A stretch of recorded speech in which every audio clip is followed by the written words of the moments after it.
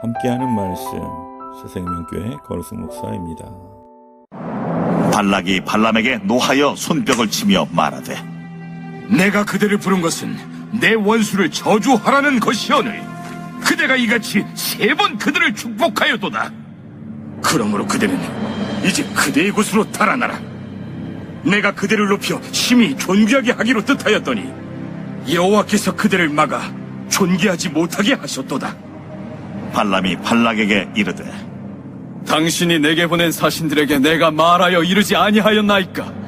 가령 발락이 그 집에 가득한 은금을 내게 줄지라도 나는 여호와의 말씀을 어기고 선악간에 내 마음대로 행하지 못하고 여호와께서 말씀하신 대로 말하리라 하지 아니하였나이까?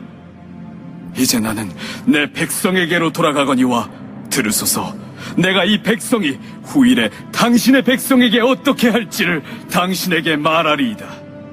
하고 예언하여 이르기를, 부올의 아들 발람이 말하며 눈을 감았던 자가 말하며 하나님의 말씀을 듣는 자가 말하며 지극히 높으신 자의 지식을 아는 자, 전능자의 환상을 보는 자, 엎드려서 눈을 뜬 자가 말하기를, 내가 그를 보아도 이때의 일이 아니며 내가 그를 바라보아도 가까운 일이 아니로다.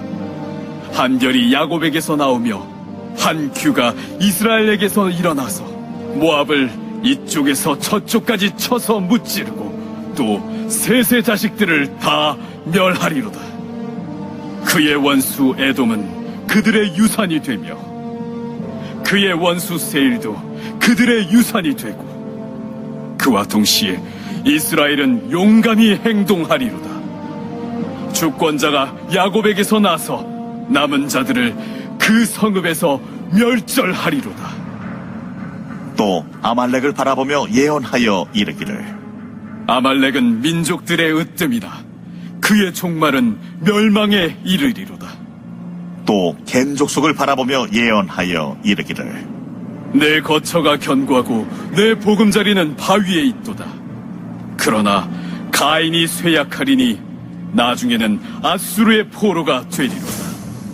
또 예언하여 이르기를, 슬프다. 하나님이 이 일을 행하시리니 그때의 살 자가 누구이랴? 기띔 해변에서 배들이 와서 아수르를 학대하며 에벨을 괴롭힐 것이나 그도 멸망하리로다. 하고 발람이 일어나 자기 곳으로 돌아가고 발락도 자기 길로 갔더라. 우리 신체에는 다양한 기관들이 있습니다. 그런데 이 많은 기관 중에서 몸이 1000냥이면 눈은 900냥이라는 옛말이 있을 정도로 눈은 소중한 신체 기관입니다. 발람은 육신의 눈에 보이는 것들에 현혹되었다가 성령의 임재로 이스라엘의 영적 가치를 바라보게 되었습니다. 이처럼 우리의 관점을 바꾸어 주시는 분은 온 세상의 통치자이신 하나님입니다. 우리는 살면서 얼마나 많은 눈치를 보며 살아가는지 모릅니다.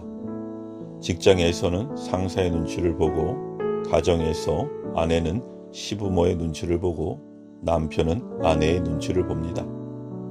부모는 자식의 눈치를 보느라 하고 싶은 말이 많아도 다 할 수가 없습니다.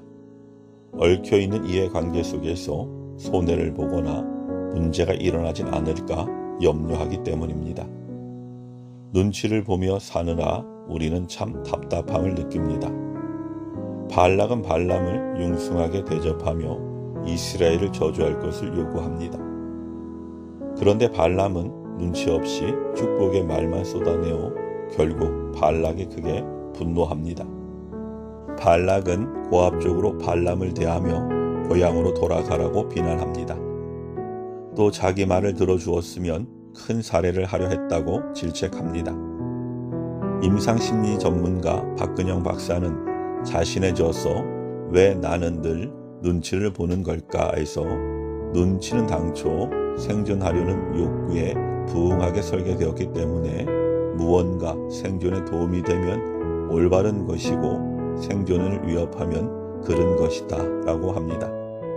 눈치의 기원은 생존 본능과 관련이 있다는 것입니다.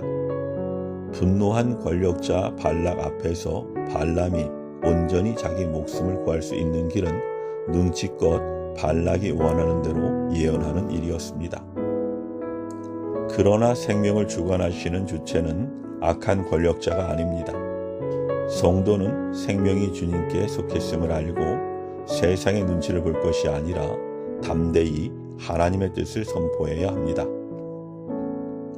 하나님은 발람의 전 인격을 주장하셔서 그가 거침없이 당신의 말씀을 전하도록 하셨습니다. 발람이 권력자의 강압에도 굴하지 않고 담대히 전한 예언의 요지는 하나님이 함께 하시는 이스라엘은 결코 망하지 않을 것이며 이스라엘을 대적하는 나라들은 망하리라는 말씀입니다. 참된 그리스도인은 성령께서 보게 하시는 것을 보고 말하게 하시는 것을 말합니다. 우리는 입을 완벽하게 제어할 수 없습니다. 이의 득실에 따라 실언을 하고 상대방에게 상처를 주기도 합니다. 그러나 성령이 우리의 마음과 생각과 입술을 주장하실 때 우리의 말은 축복과 격려, 회복과 치유의 언어가 됩니다.